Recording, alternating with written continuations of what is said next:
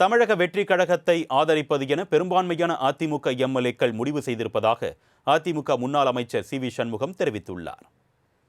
முன்னாள் அமைச்சர் C V Shanmugam, SP Velumani உள்ளிட்ட அதிமுக நிர்வாகிகள் செய்தியாளர்களை சந்தித்து பேசினர். அப்பொழுது பேசிய சி வி சண்முகம், சட்டமன்ற தேர்தலில் ஏற்பட்டுள்ள தோல்வியை முழுமையாக மனப்பூர்வமாக ஒப்புக்கொள்கிறோம் என்று தெரிவித்தார். அனைத்து இந்திய அண்ணா திராவிட முன்னேற்ற கழகம் தலைமையிலான தேசிய ஜனநாயக கூட்டணி இந்த தேர்தலிலே நாங்கள் தோல்வியடைந்திருக்கிறோம். அதை நாங்கள் முழுமையாக ஒத்துக்கொள்கிறோம். இந்த கூட்டணி தோல்வியடைந்திருக்கிறது.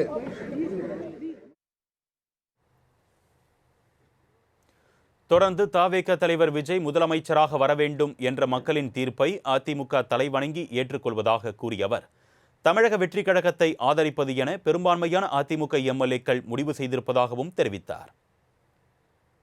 மக்கள் தீர்ப்பை ஏற்று இன்றைக்கு வெற்றி பெற்றிருக்கிற முதலமைச்சராக இருக்கிற தமிழக வெற்றி கழகத்தினுடைய தலைவரை, அந்த ஆட்சியை ஆதரிப்பது என்று அனைத்து இந்திய அண்ணா திராவிட முன்னேற்ற கழகம் சட்டமன்றத்துடைய கூட்டத்திலே தீர்மானம் நிறைவேற்றப்பட்டு முடிவெடுக்கப்பட்டது.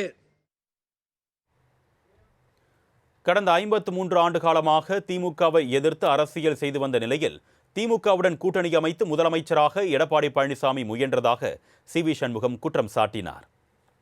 இந்த 53 ஆண்டு காலமாக திராவிட முன்னேற்ற கழகத்தை எதிர்த்து நாங்கள் அரசியல் செய்திருக்கிறோம். 2 தலைமுறை 3 தலைமுறையாக நாங்கள் செய்து கொண்டிருக்கிறோம். எந்த திமுகவை நாங்கள் எதிர்த்தோமோ அந்த திமுகவுடைய ஆதரவோடு அனைத்து இந்திய அண்ணா திராவிட முன்னேற்ற கழகம் என்னை முதலமைச்சராக தேர்வு செய்ய ஒப்புக்கொண்டிருக்கிறார்கள். நாம் ஒத்துக்கொள்ள வேண்டும் என்று சொன்னபோது அனைத்து சட்டமன்ற உறுப்பினர்களும் அந்த முன்மொழிவுக்கு யாரும் சம்மதிக்கவில்லை, ஏற்றுக்கொள்ளவில்லை. இன்னும் சொன்னால் பேரதிர்ச்சிக்குள்ளானோம்.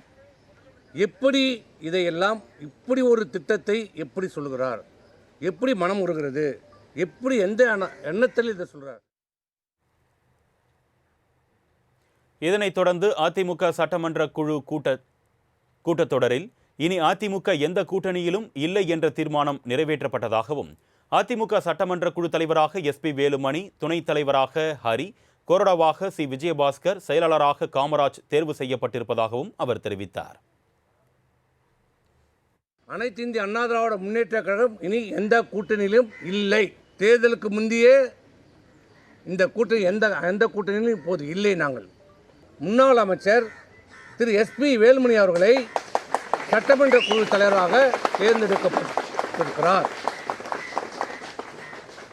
கொறடாவாக டாக்டர் சி விஜயபாஸ்கர் அவர்கள் தேர்வு செய்யப்பட்டிருக்கிறார். துணைத் தலைவராக சட்டமன்ற உறுப்பினர் ஹரி அவர்கள் தேர்வு செய்யப்பட்டிருக்கிறார்.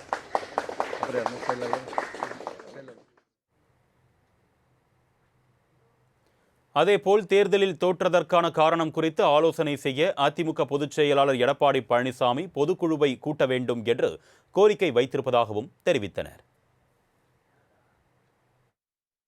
கழகத்தினுடைய பொதுச் செயலாளர் அவர்களை நாங்கள் கழக பொதுக்குழுவை விரைந்து கூட்டுமாறு நாங்கள் வேண்டுகோள் கொடுத்திருக்கிறோம். பொதுக்குழுவை கூட்டுங்கள்.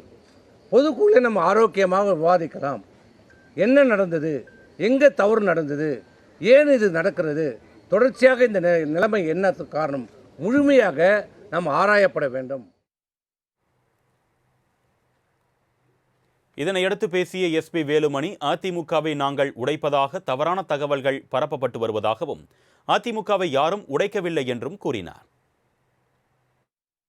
தயவு செஞ்சு அதிமுகவை உடைக்கிறோம் அப்படி இப்படின்லாம் எங்கள் மேலே அவதூறு பரப்புகிறாங்க.